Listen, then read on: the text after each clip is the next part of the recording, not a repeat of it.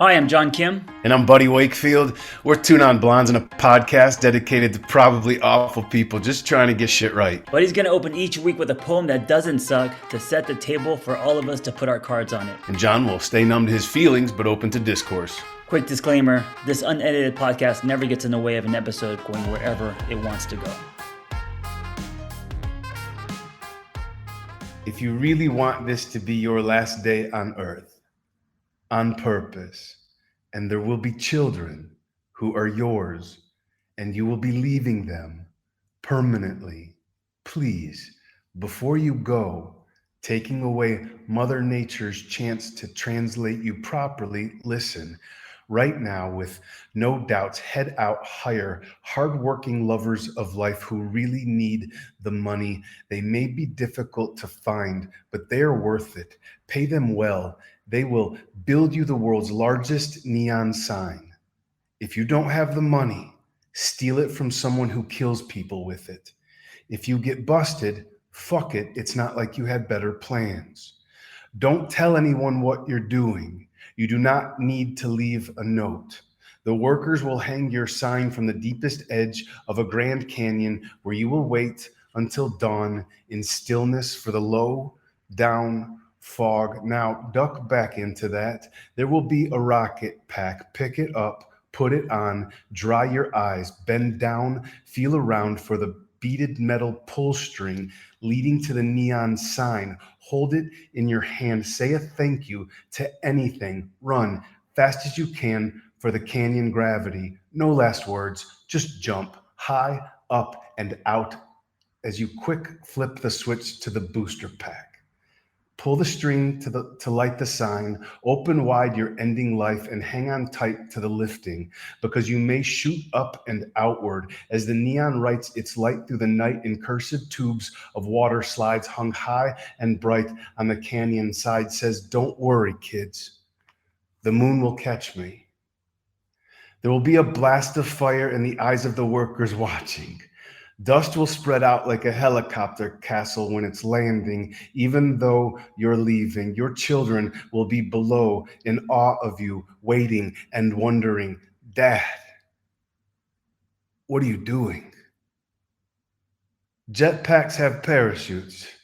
Power off. Fall into it. Fall any way you want to. Saving yourself is jarring. Look around on the way back down. You're not the only piece of patchwork birds can pull worms from. If I were the man in the moon and my eyes were a little bit better, I would barely be able to make out the words stretched across your parachute top, stitched by the lovers of life who are very good with signs like, don't worry, moon.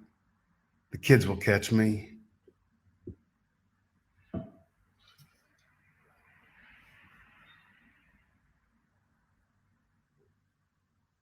When did you write that poem? Probably 20 years ago after, is that true? Maybe about 20 years ago. 15 years ago. It was a few years after my dad killed himself. Which brings us to our touchy subject of the day.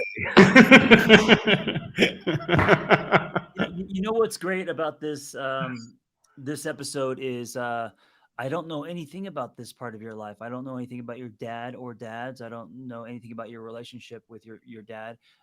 So this is all going to be new for me. This is me hearing this for the first time. Some of this from me as well, John. I'm looking forward to hearing you talk about yours and the impact yours had on you. So let's start with you. Oh, I knew that was going to happen. Let's start with you. Tell us your story with your dad, your relationship with your dad, and then him ending his life. Whew. Also, a really important piece, the impact that relationship has had on you. So the impact is going to be the difficult thing to hone in on.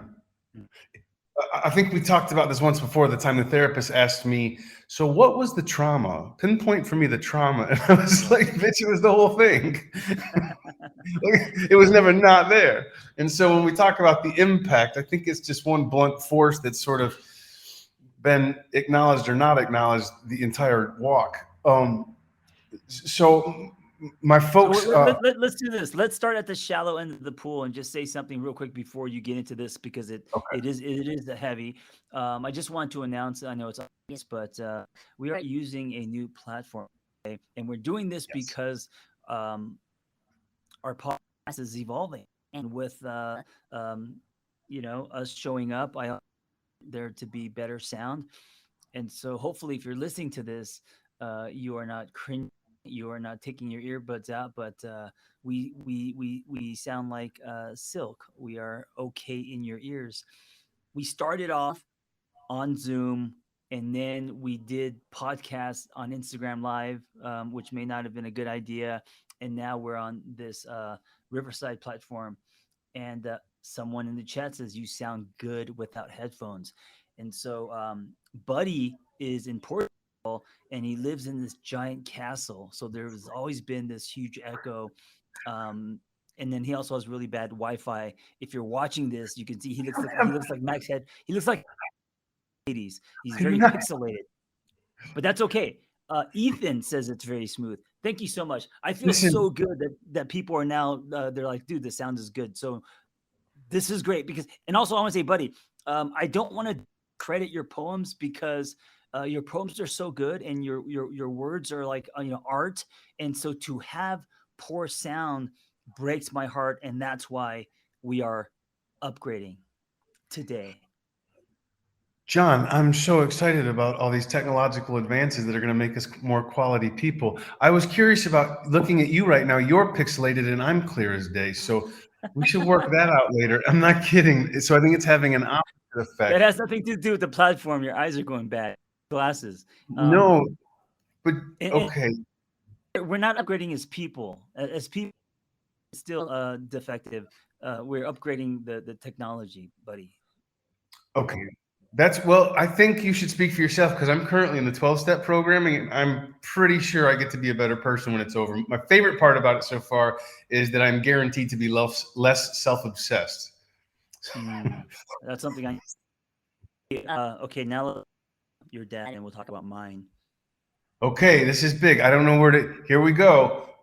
That's you're just like throwing me out into the arena, and you're like, okay, just talk about your dad. Keep him busy. Here's the deal. Here's the I, deal. I, My I gave parents you were some married. runway. My parents were married to each other first, so it was them and me. Mom was a virgin. This isn't about mom. Hold on, but I did just give her some serious Christian cred. So so mom and dad first had me. By the time I was in ninth grade, they were each married 4 times.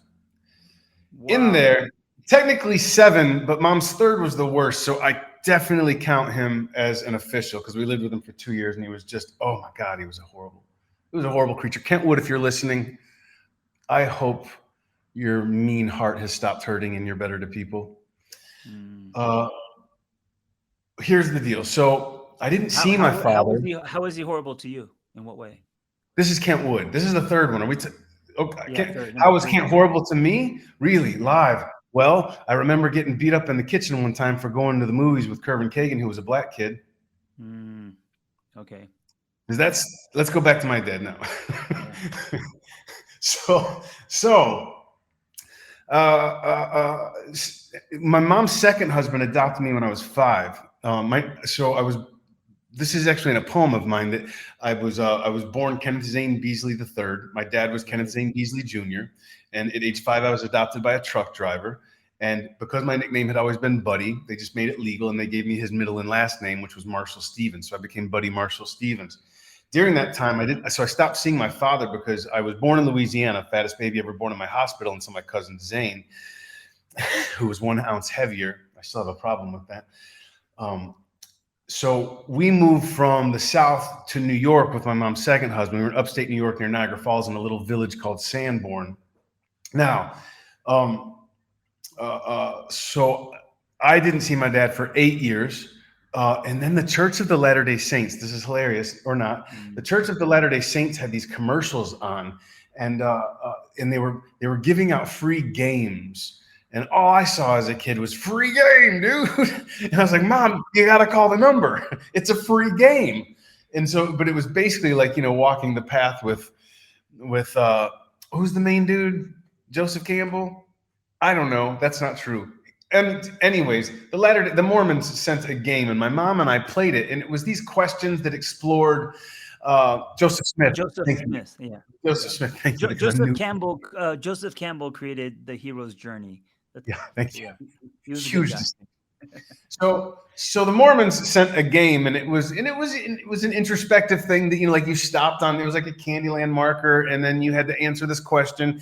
And somewhere in there, my father came up, and my mom and I started crying. And my mom was like, "Well, do you want to see him?" Because it was the first time she realized, it's 8 years, and the kid's never met his dad, and I've just assumed that this truck driver who's never there is going to be fine for him. So, so I saw my dad after 8 years. I don't remember exactly what age I was, but I went down to Louisiana. We were down in Louisiana, and I saw him. And I was a kid. I've always been a puppy dog, a kid. Like, I'm forgiving. Walk in the door, and I'm wagging my tail. I don't care how long you left me alone here. I'm just Mhm. happy to see you. It's my dad, right? So, and he was a cop. How cool is that? And he was the youngest. He was the youngest captain of the police force in Natchitoches, Louisiana, that had ever been. And so, I had all these great things in my head about him, and I heard all these stories, except some that my mom told me, but like about pawning her high school class ring for $6 so she could feed me because he took all the money. But anyways, Mm. so it was a big deal to me, this guy. Um, it turns out, so then he became a Texas Ranger. His whole life he was a police officer. From the time he was 19 years old forward, he became a Texas Ranger. He was really high up in the police force. He was in the Houston. He was in Houston PD when he died. And here's what happened: was that he had a bachelor's, a master's, and a PhD in criminal justice. Wow. He had actually never gone to a day of college in his life. No one knew that. They found out through some sort of accidental paper trail that this was true, and he was about to be in a whole lot of trouble, possibly even uh, prison for everything that had happened alongside this, which would have been So it was letters after his name were forged. He made them up. everything was forged. So he had never Wow. been to college a day in his life, and he had a Right. PhD. Right. So, and I think it was to Sam Houston University, which is where I went, and I was always bummed because he never came to see me when he was there. It was this. He died 3 months before I graduated college. So he found, found out, and I think the same day, the next day, he went into the garage and did the whole garage style thing, turning on the car engine and stuff, and then he theatrically laid himself out on the ground as though he were reaching for the doorknob just before he died, which is just typical of. I mean, it's in my mind, it's like they said he tried to get out, and in my mind, I was like, that is not true, because his whole life was a pathological lie. And here's where it gets worse and more unbelievable. In fact, so unbelievable that my face turns pitch red when I'm retelling certain stories, because I know people think I'm lying, and I don't want to. I don't want it to be like father, like son, because I'm not. But the reality is, most of my high school believed that my father wrote many of Garth Brooks' songs.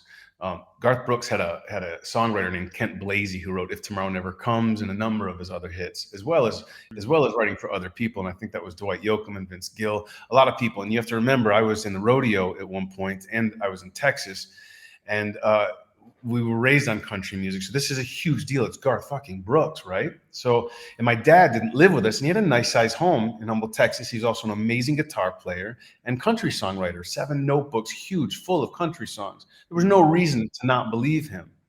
And I wasn't with him to, check things out. I was just told, get ready. Dwight Yoakam's coming over for dinner next week. Oh, Dwight canceled. He had to do something on tour, but this was ongoing for a couple of years.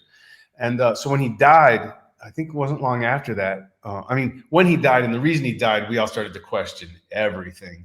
And then my sister, I have a half sister from him, Sandy Beasley, who I've never had a ill word with in my life. She's a wonderful woman, and so she called to say, "Hey, this is before Google." So she said, "I just saw Kent Blasey on country music television doing an interview on a talk show, and it wasn't Dad. Heads up." Mm, right. So he was a Big. pathological liar. He was Yeah. the only good memory I have. I have a couple of good memories of him. that I could talk about if we get more and more specific, largely around food. I know he had a great sense of humor. Hmm. And then one time I was meditating, I would just like to say this before we smooth out of this. I was meditating at a Vipassana course one time, and I could, and if you know how some people joke that they were adopted by somebody else because both their parents have black hair and they've got blonde hair, some weird, somebody's always making that joke. And the truth is, I have never been more 50-50. I'm only 50-50 of these two people, my mom and my father. And it is Hmm. so 100% clear. There's zero doubts. Their behaviors, their attitudes, genetics are real. His anger, I wasn't around him to witness his anger, but I know it. I know it by the way it's explained, and I know the few times I had glimpses into it. The walk of my mother, like 50-50 in meditation, I just realized I was 50-50 these two human beings. And there was such a love and compassion for what they must have had to go through. Um, and I know when he died, when we were at the funeral, and this is where shit gets really touchy subject for me because it's about an exposure for me.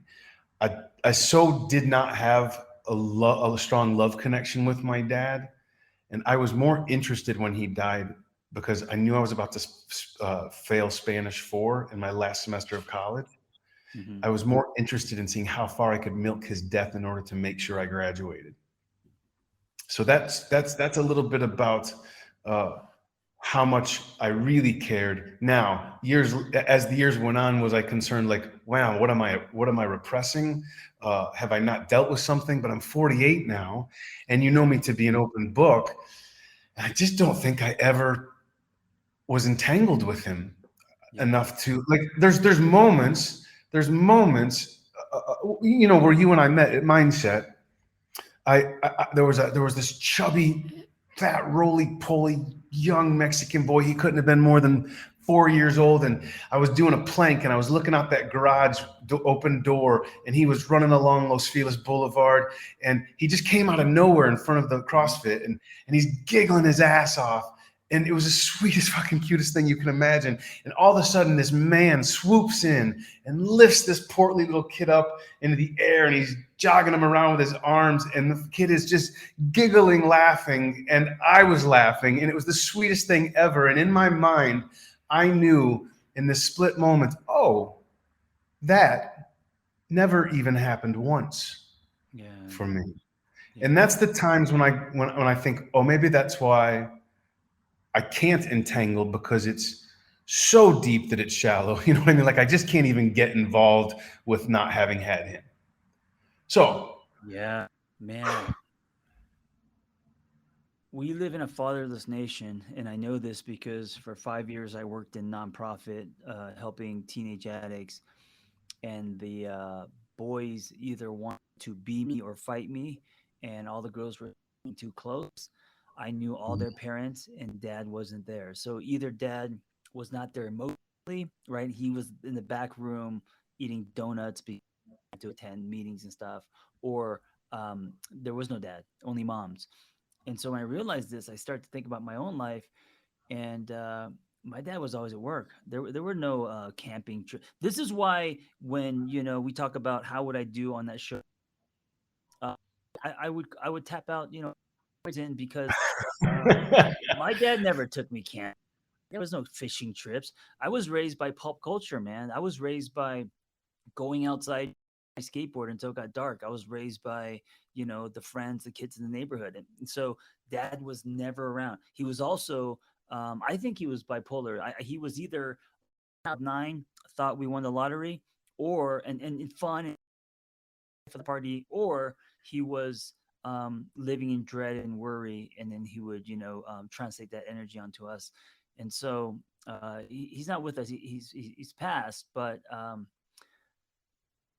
I wonder who I would be today, or how different I would be today, if he more my life as in more present, more like the chubby Hispanic kid who got scooped up by his father, and they were having that moment.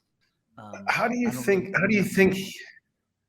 How do you think? Because in all of your endeavors, John, you've been pretty successful since I've known you. How do you think specifically you've seen that being around him has contributed to that? And where do you find that you feel held back from? I guess you just answered that in the camping statement. That's one. Yeah, were some great things from I learned from him. He came to America with $500 and two children, and he worked a lot. He was not.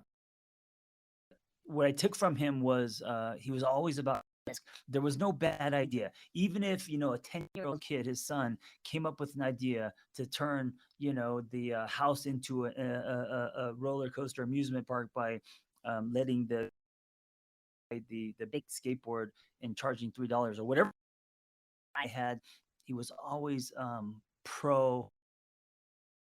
And I because I think he felt like this is what America is. You come to America and you believe in something, and this is what being an American means is to have ideas and execute. Really, he risked a lot of he lost a lot of money and stuff. But as far as ideas and hey, Dad, what if we sold this at our restaurant or whatever our family business was at the time? He So that I really admired. He was inappropriate in he's the kind of dad that would like fart and blame it on mom and stuff in front of the kids. So he was inappropriate in kind of a fun way, and I'm definitely dry, inappropriate. Uh, a lot of times people question if I'm a real therapist, like who are you? And I get all that from my dad. Um, and the other stuff has been, the addiction gene, right? So I get that from my Mm, and impulsiveness, uh, mm. the up and down. I don't know if you're like this, but I'm also either gratitude, cloud nine, I can't believe my life, or what's the point of this? That kind of thing. I, Yeah, I kind man. of move in extremes, and I don't know if that's an addiction thing, but that was definitely passed down from. There's an all or nothing about that. There's Yeah, definitely an all or nothing about that. We got to be feeling everything or just taking it. Get purging our mind of everything. I know there was a time living in Los Angeles where I might as well have been hanging out the window like a musical, like Sound of Music, just was singing to Los hmm Angeles from Los Feliz windows. And then there were days I couldn't leave, weeks I couldn't leave the apartment. And Do I you think know, that if you got the emotional milk that you didn't from your dad did spend time with you and put you on his shoulders and took you camping and all that shit, do you think you'd be yes, different today? Really? In what way? 100%. Like your personality wouldn't be different. I mean, you still would be, but how would you be different? In what way?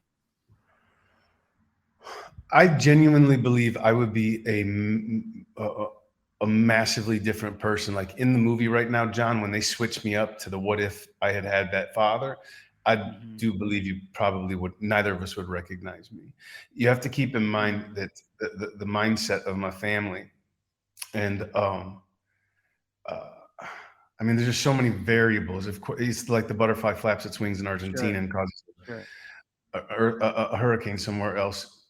I know that that would be the case, and I believe equally in nurture as I do nature. I think they both Hmm. serve an equal part in the sphere. So who knows to what degree I would have overcompensated as a gay man? Who knows how much I would have accepted that? Right. Um, there's so much to have. Safety now is something extremely important to me because I never experienced this stuff, and I Yeah. know from observation and from moments in my life that what even a moment of safety, how that can alter someone's path. And to have experienced safety and security the whole way, wow. Not to say that he would have provided that, because from the stories I don't know that he could have anyways. um Well, but at least emotional safety, at least knowing that you have someone there. that somebody had Um, my back, and that he, yeah, and yeah, I mean, and it was a cop, so like no matter how terrible or shitty of a cop he actually was, I would have had a certain amount of information with a certain amount of narrative from society and a certain amount of safety that went along with that. A father, yeah. a cop, protected, all that. Somebody these days, all you care about is someone having your front. My You know, just my cousin Lacey said it best because her father was also missing. My cousin Damon's father was also missing. There was, but and there were a lot of stepdads along the way from mhm, everybody's. There were three sisters, and all of us cousins. My mom and her two sisters, and sorry, Lacey said to me one day on the phone to put it all in perspective when I was in my early 40s, and there was sort of a relief. It was such a witness. She said, "Hey, buddy, no man ever came. No man ever came. There was none. There weren't any there for us. No one ever swooped in and saved the day." right, right. They would like the seasons. Yeah. Were all your step dad slash boyfriends were they all abusive or just that one? So my mom has now been with her fourth for 32 years, September 9th, I Mm, believe. He's a great guy. His name's David, and I've known him since the ninth grade. Wasn't a big fan at first because it was just another one to me. So in their wedding photo, I just looked like a fucking asshole. I got the shittiest possible haircut I could right before, but but he's a good guy. He's a good yeah. guy. In fact, when I moved to LA, he's a really soft spoken guy. He doesn't say a lot. He's a hard worker, and it's not like I've never actually talked to the guy on the phone much, unless there Hmm. was an essential. And this is 32 years later, but I do know when I moved to LA, that man did something that he sent me a check for $2,000 and a handwritten letter that Mm, said, "Now you're where you're supposed to be. I've always known this." And this is like a guy who worked for Monsanto.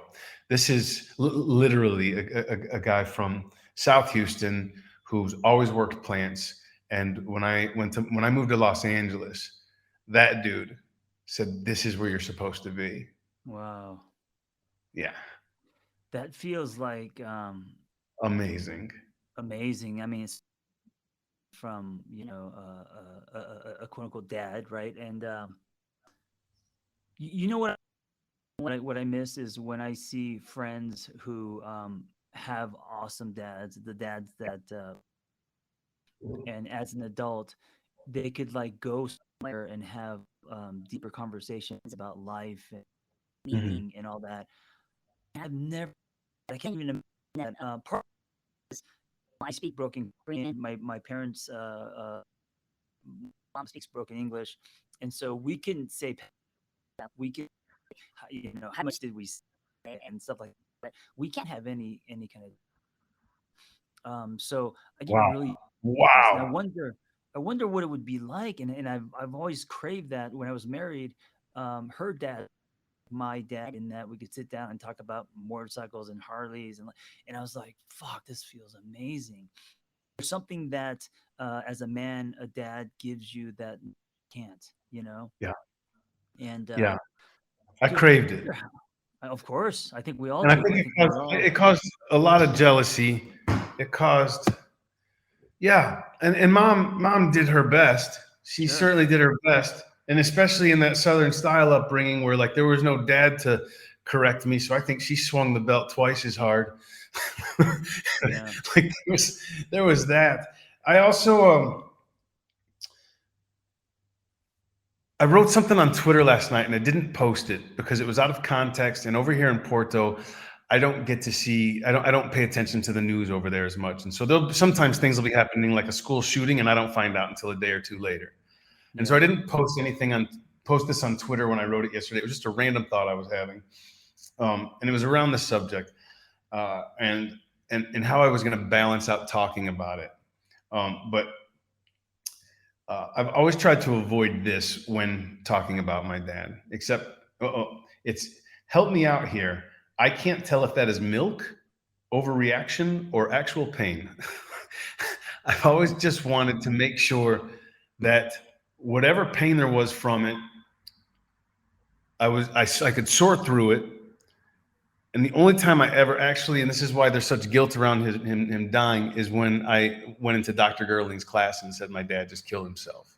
And Dr. Gerling was like, "Dude, it's not your fault." He gave me a big hug. It was just like the Yeah. sweetest thing ever. But the truth was, I was about to not graduate college because of Spanish 4, which I was being forced to take as an Mhm. English major.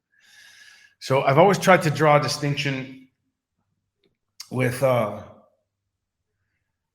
don't think I've ever milked not having a dad. I think I've really just been legitimately bummed about it. Yeah. Tell me, has that ever come up for you? The idea of guilt around it, around So this is interesting.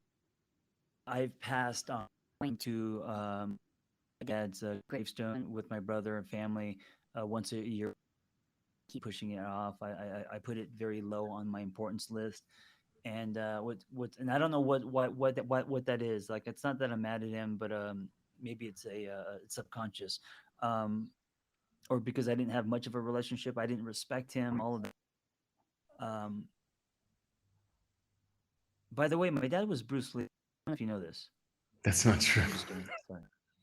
That's You not know, true buddy, one bit.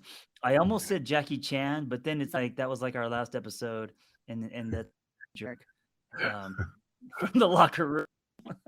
Hey, can I just say something about Jackie Chan? Um, Yes. when I was married, my ex, her mom said, not in a racist way, she was just being serious. She said, "Hey, John, you kind of resemble Jackie Chan," and since then, I fucking hate when people call me Jackie Chan. And don't laugh, buddy. And I I'm also just feel listening like, because I know well, that I know I the also penetration. like because I kind of agree. There's Jackie Chan, fat nose, whatever. But here's the thing. Um, if you're gonna call me Jackie Chan, just give me Bruce Lee. Just give me Bruce Lee, man, because Bruce Lee was a legend. I mean, not that Jackie Chan isn't. You know, he's very. But But okay, anyway, wait, pause. we're Pause. bird walking. Yes. We can come back to this in a second. Just real quick. Fun moment of the show. Who would win in a fight between Bruce Lee and Jackie Chan? Because Jackie Chan's not going to go out like a bitch. No, he. I don't know. Bruce Lee, guy. I think about 20. You know, I think he was very fast, but I don't think he would win at you know in a street fight. Anyway, at my dad's funeral, Pete was there.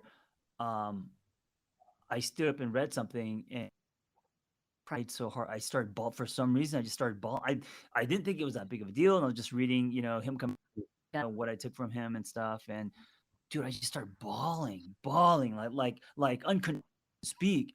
And I remember seeing Pete in the front row, and I was crying so hard that just just seeing me cry that hard, Pete, and he started looking down and stuff. And um, I'm mad at Pete for not actually crying. Actually, it's the one thing I hold against him. I almost made him cry, but so that's like You almost that's made Pete show emotion. proof that that there is something there that maybe I'm not aware of uh, with my father, and also now as a 49-year-old with a 2-year-old daughter, man, I can't imagine her. Who, by the way, you're going to get to give her all these things. You know, yeah, well, that's why it's important to me. And if every time I'm not present, every time I am thinking about lunch or playing with my phone when I'm with her, you know, I get mad at myself. But um, her growing up without a dad, I can't imagine being abused by stepdads and not having safety or a positive male role model in her life, and yet that's most people. That's Yeah. not that's like the norm. Yeah. Yeah. It Yeah. wires us a certain way. We gravitate toward different types of people be toxic because of this unsafety. I Um, wanted it. I wanted it, man. I yeah, really did. I'm what I did was become extremely good at navigating suffering and tragedy. I became a tragedy addict. I became really good at navigating trauma, people love to do what they're good at. So I created more of it for myself along the way without understanding that that's what I was doing. I think a lot of people do that as tragedy addicts, and um, and so now at 48, I am just now really coming out of, there was a period when I had thought I'd come out of the spin, and then realized there's still a, a lot in there I've not dealt with. And it's a Yeah. process, not an event, so it's always going to be happening in some regard. I'm just happy to be at a place now where I'm no longer interested in the tragic trauma aspect of it, but giving my attention to where the joy actually pops its head through and going toward that face, which is something that I do believe a good father and a good mother guide the way to from the get go where possible. Yeah. Hey, toward father-like figures, do you gravitate toward, and it doesn't have to be like older men, but men that give you that kind of emotional milk, or um, in some way. I'm not saying like as Yeah, a yeah. as a partner. I'm in general in life as friends. I mean, you're talking to a gay guy, so there's so many innuendos that just got used there by accident in a serious conversation. So I need I also said a joke at a very inappropriate time. You missed it. You said that your dad had or you wanted someone to have your back or something, and I said, yeah. These days, all you care about is someone having your front. It yeah, was very yeah. inappropriate. And, yeah, I think you heard it, but you're like, John, not now. But that I got Well, that from. Yeah, not from my I dad. wasn't entirely sure. Uh, but wait, here, do I gravitate? So here's the thing: I can say yes and put this all on myself. Yes, I gravitate toward fatherly figures. But listen, here's the deal: uh, people gravitate to stability and safety and security and Yeah. routine who are living in chaos, who have always been living in chaos. They Right. Right. gravitate to that stuff. So why do you think so many people gravitate toward Pete, who doesn't say 1/10 of the words you and I do in this world? People gravitate to Pete because he's holding it down. Pete also had a fucking incredible father who he loves, with structure Yeah. and routine, Yeah. and so people gravitate to Pete because Pete, unlike us who are good at navigating trauma and suffering, Pete is really good at navigating that which makes us healthy, that which makes a healthy body and mind. So, of course, we're going to gravitate to that. Now, do some fatherly figures pose as Pete's? Yeah, a lot of them. And that's why we get so disappointed. And then we start getting into relationships and daddy issues and all of that stuff. But do Yeah. I gravitate toward father figures? Yeah, I do. Uh, not Oh my God. By the way, I'm more I uncle. I'm more of an I uncle to you. right, right. I'm a fucking cool Uncle Buddy. I'm a substitute teacher, man. Just don't put me in that class the whole semester. Let me go. Let me go in and let me go in and make them better for a week or two. That's what I'm good for. Um, I forgot my line of thought and going um We in that direction. we also had to parent ourselves because our parents were either busy at work or emotionally, Yeah, you know. a dude one time, a good friend of mine one time said, we were in a tour van, and I was living in the van with 6 people for 4 months, and I just kept losing my cool. I really, and I couldn't hide it. It was penetrating, and despite the fact that I don't think he knew my chemistry enough to know that I couldn't necessarily hide it when it was that intense and overwhelming. I'm not good at being overwhelmed. But I remember, no matter what the context was, I remember he said, "Man, dude, I just really wish sometimes you would father yourself. Like you really let Mm, yourself go out there." And I remember thinking, A, fuck you, and B, that's fantastic advice. yeah. And I held on to it. In fact, most of the times I was ever mad, I had a Dutch partner for 2 years named Raymond Leasting. Incredible man, incredible gentleman. And I remember every time that dude called me out on something, which was fairly often and in shitty ways because the Dutch translation is so literal, there was no mincing words.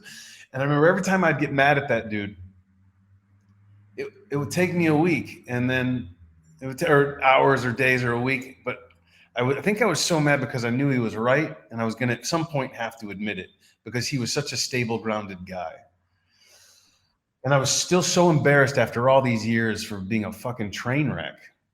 I mean, there's still days. I mean, we know from the beginning of how this podcast started, there are Sure. still huge moments where the spinouts is real, and I'm so But he's bummed not to. talking about this episode. He's talking about when we first started this podcast.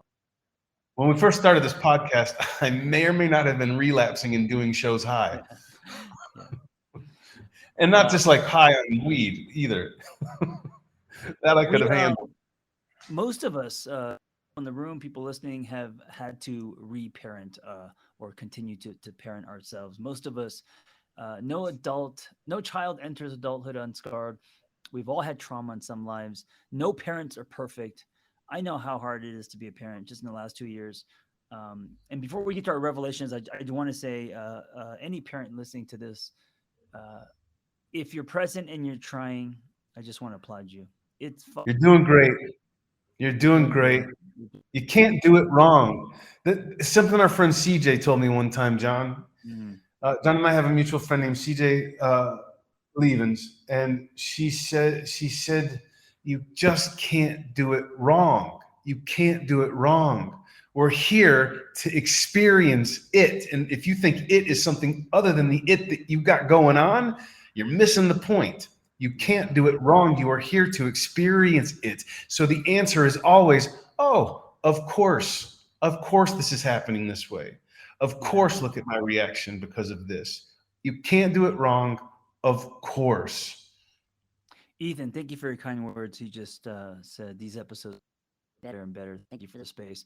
Buddy and I are Thank late bloomers. So yeah, it's going to take a few episodes. you. Yeah, I want to end with this story We before blame we it on do our it. dad. I want to end with this story about being a late bloomer. Before we can do revelations, if you want to, of the week. But I want to say that I was in a psychology class in college, and it was one of the more memorable classes I had. The guy was fantastic. I wish I could remember his name, but he was talking about this study, basically loosely, where it's people who mature at a younger age tend to sort of level out and not continue growing because they're so reaffirmed in their maturity at a young age. And then people who are really immature and their peers matured a long time before them because of their want to be part of the pack or whatever the reason may be. I don't want to throw too many extra words in there, but they don't actually, people who mature later don't actually stop maturing. There's no like off button or Right. so. I remember, I remember being in that class and knowing that resonated with me. That so many of my friends were already these confident, level-headed folks, and that I was just a piece of chaos. That I was just a charged molecule bouncing the fuck around. And I remember he said that, and in my brain, like it was victory arms, and I was like, yes, I'm gonna be mature someday. I'm into it, man. You know But what's yeah, interesting? That word mature is also loaded. Problems of the world is that we put so much weight on being an adult that we forget to connect to our childlike wonder, right? So I think there's a balance there. I'm almost and finally in my life, I'm finally feeling like kind of an adult, you know, being with good responsible, hair, creating with great distance, hair. drown out, even though I do have a merm, and responding instead of reacting, and paying bills on time, that kind of shit. That just all happening now, and I'm fucking 49. I did my first squat at 35 years old, but what I would rather be and cash in on the quality of life and see life in color now than if I was in my 20s. Because if I was in my 20s, I would have been I wouldn't even know what to do with it. If life was in color and I had security and money and shit in my 20s, I don't know if I'd be alive. Oh, good I'd be night. buried somewhere. Yeah, Good good night. night. If I had had But money in my 20s. Buddy and I are meant to Buddy and I are meant to find the coins and not all at the end because we couldn't handle that shit. We My need our gold coins sprinkled. We need an allowance, basically. this is the lesson my physiotherapist here in Porto, Gonçalo, who's my favorite person in Porto, by the way. He's got that gangster C in the middle of his name. Mhm, Gonçalo. He's 25 years old. He's like a Doogie Howser, and I was mhm, I was I was crying on the table one day. Let's blame it on the fact that he hit the wrong pressure point. But but I was just having a rough time. Gonzalo, the thing is fixed that he started working on last year. I just go because he's it's physiotherapy and actual therapy at the same time. Yep. And and this kid is brilliant.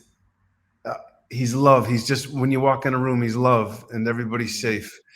And he's 5'5", and mm, doesn't matter. What I'm trying to say is that this 25-year-old kid looks at me like a father and says, "Well, you're ahead of your destiny." And mm. this is relative to the gold coin statement that you're making. I've always been like, listen, dude. I know there's a pot of gold at the end. That's where I want to be, and I don't want to fuck around. But what you're saying, and the truth is, that's getting ahead of my destiny when all Yeah. the coins are along the way.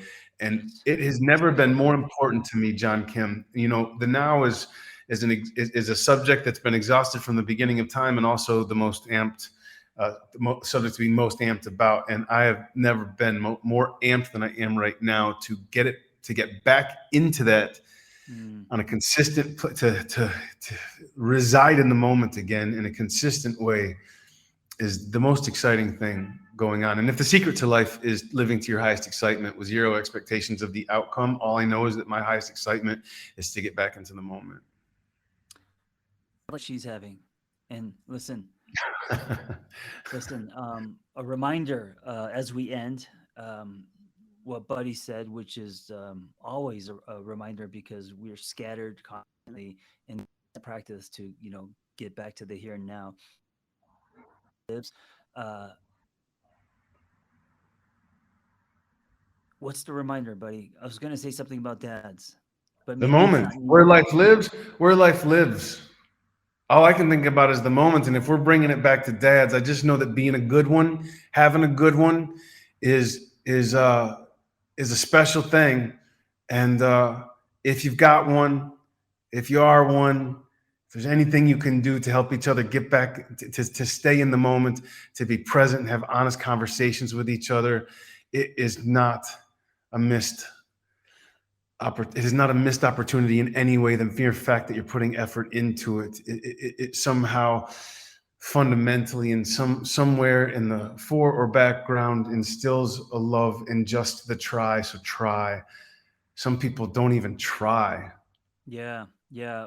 We need more present fathers in this world. And if you're listening to this, pass this to someone who is trying and being a good dad because a lot of dads don't get that reminder or even appreciation.